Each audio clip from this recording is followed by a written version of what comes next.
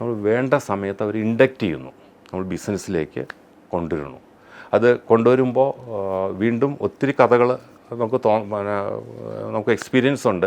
അത് എവിടെ കൊണ്ടുവരണം, എങ്ങനെ ആ ബിസിനസ് സൈക്കിളിൽ ചേർക്കണം എന്നൊക്കെയുള്ള വളരെ വളരെ ഇമ്പോർട്ടൻറ്റ് കാര്യമാണ്.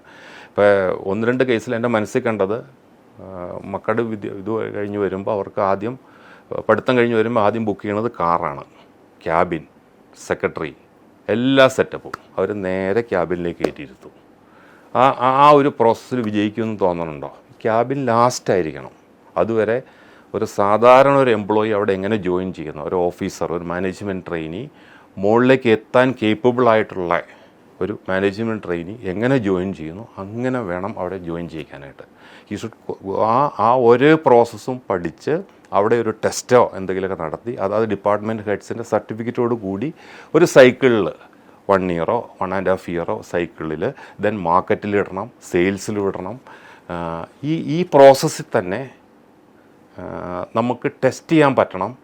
ഇയാൾ മകനായതുകൊണ്ടാണോ ഇങ്ങോട്ട് വരണത്, അല്ല അയാൾക്കല്ലെങ്കിൽ ഒരു മകൻ അല്ലെങ്കിൽ മകൾ എന്നുള്ളൊരു അഡ്വാൻറ്റേജാണ്.